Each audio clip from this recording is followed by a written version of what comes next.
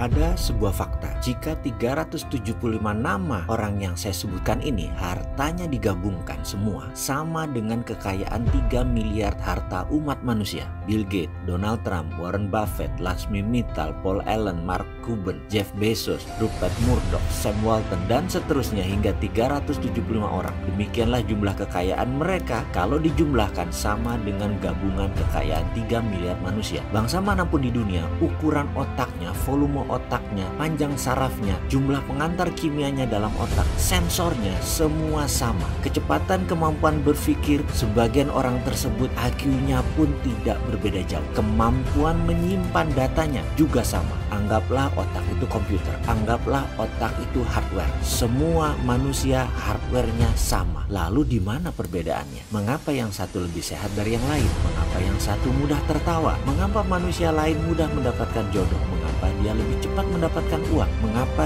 dia mendapatkan karirnya sangat cepat dari yang lain? Ada sebuah sistem pada manusia yang namanya belief system, sistem keyakinan. Ini ditanam di dalam subconscious pikiran bawah sadar seseorang. Jika sudah ditanam di posisi ini, merubahnya memerlukan teknik khusus. Cara biasa tidak akan pernah berubah. Misalnya kebiasaan merokok. Maaf, saya mengambil contoh merokok karena mudah difahami. Saya tidak merokok, namun saya bukan anti perokok. Prinsip saya merokok itu baik, tidak merokok jauh lebih baik. Itu hanya sebuah pemahaman dan pengambilan posisi melihat sesuatu. Kembali merokok sebagai contoh. Dalam iklan TV secara vulgar ditulis merokok bisa menyebabkan kanker, gagal janin, penyakit paru-paru, dan lain sebagainya. Dibacakah oleh setiap rokok? Ya, dibaca. Berhentikah karena takut mereka? Tidak. Mengapa? Inilah kerja otak. Otak conscious yang menguasai informasi pengetahuan hanya menguasai 12% dari tindakan. Subconscious, pikiran bawah sadar, menguasai 88% dari tindakan. Informasi tadi hanya menempel di conscious, tidak menggerakkan otak, hanya menempel di 12%. Otak subconsciousnya tetap menganggap rokok itu nikmat. Itulah yang dilakukannya. Kita kembali ke prosperity conscious, kesadaran kemakmuran, IQ kaya, tulang kaya, balung sugih, apapun itu. Ini adalah software kaya yang mereka miliki. Kesadaran kaya atau software kaya tadi, 376 orang yang kaya tadi memiliki software ultra kaya. Sementara 3 miliar manusia sisanya belum memiliki. Mulai bisa menerima? Masih berat? Kita lanjut. Dulu saya mengalami jalan kehidupan yang turun naik seperti gelombang laut selagi badai. Saya pernah memiliki materi berlimpah yang 3 tahun kemudian tinggal di rumah kontrakan dengan masih menanggung hutang besar. Kemudian kembali berlimpah materi yang kemudian di puncaknya kembali terpuruk. Balik lagi naik ke atas dengan beragam kisah pahit manis lainnya. Saya banyak bertanya urusan beginian, urusan jalan hidup, urusan bagaimana bisa makmur dan tetap makmur. Hingga saya memutuskan belajar